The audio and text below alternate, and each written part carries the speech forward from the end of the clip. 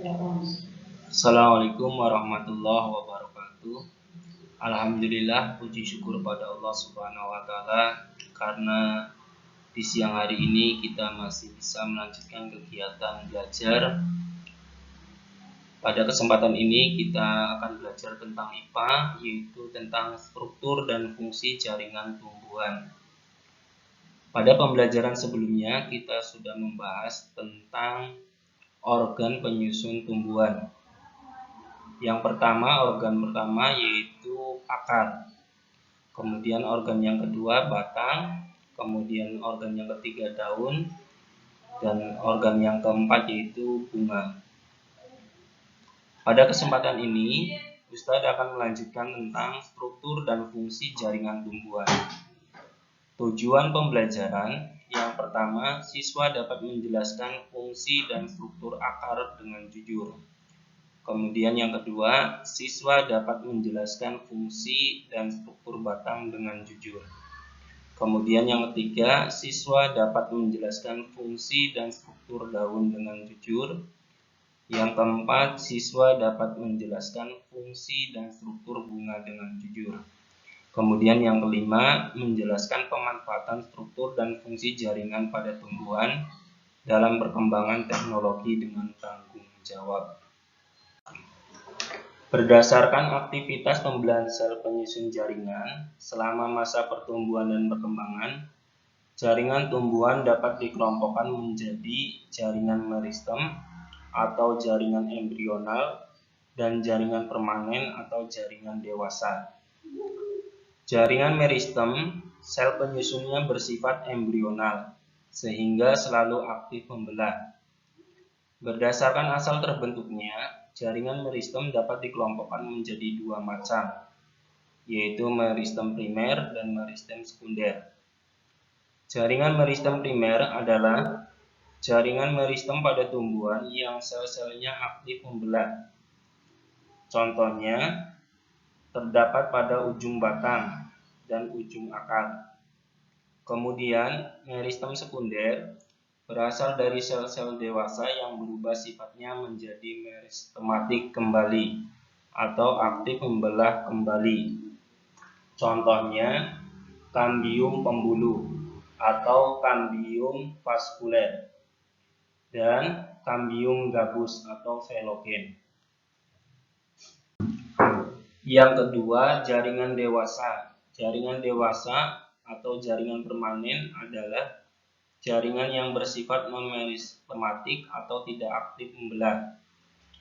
Berdasarkan fungsinya, jaringan dewasa dibedakan menjadi 4, yaitu jaringan pelindung, jaringan dasar, jaringan penyokong, dan jaringan pengapung. Contoh jaringan pelindung adalah jaringan epidermis, kemudian contoh jaringan dasar yaitu jaringan parenkim.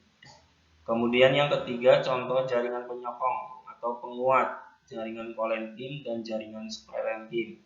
Kemudian yang keempat, contoh jaringan pengangkut, yaitu jaringan xilem dan flum. Struktur dan fungsi jaringan pada akar. Yang pertama yaitu tudung akar, berfungsi untuk melindungi sel-sel meristem saat membelah. Kemudian korteks, berfungsi untuk tempat menyimpan cadangan makanan bagi tumbuhan.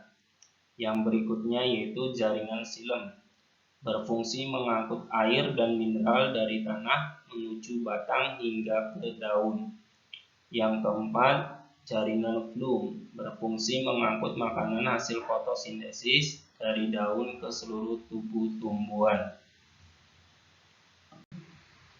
Struktur dan fungsi jaringan pada batang. Yang pertama, jaringan epidermis, jaringan paling luar yang berfungsi untuk melindungi jaringan di dalamnya. Kemudian yang kedua yaitu jaringan xilem, berfungsi untuk mengangkut air dan mineral dari akar menuju daun. Kemudian yang ketiga jaringan flum, yaitu berfungsi mengangkut hasil fotosintesis dari daun ke seluruh tubuh tumbuhan. Berikutnya yaitu struktur dan fungsi jaringan pada daun.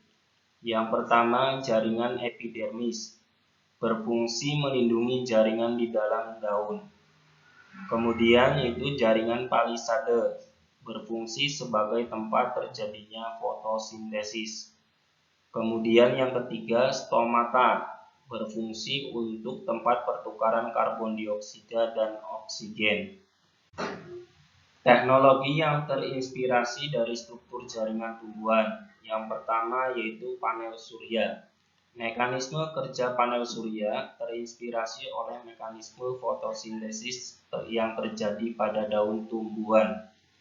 Kemudian yang kedua, sensor cahaya. Mekanisme kerja sensor cahaya terinspirasi oleh mekanisme stomata pada kaktus. Kemudian yang ketiga, lapisan pelindung dan penginap. Mekanisme kerja lapisan pelindung dan penginap terinspirasi oleh mekanisme lapisan pelindung atau kutikula pada daun tumbuhan. Kemudian yang keempat, alat pemurnian air. Mekanisme kerja alat pemurnian air ini terinspirasi oleh mekanisme akar eceng gondok. Demikianlah untuk pertemuan kali ini tentang materi struktur dan fungsi jaringan tumbuhan.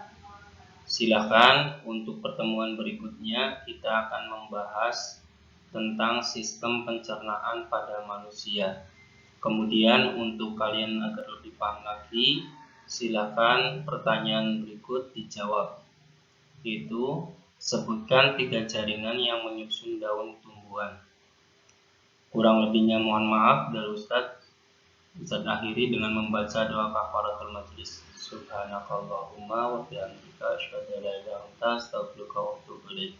Assalamualaikum warahmatullahi wabarakatuh.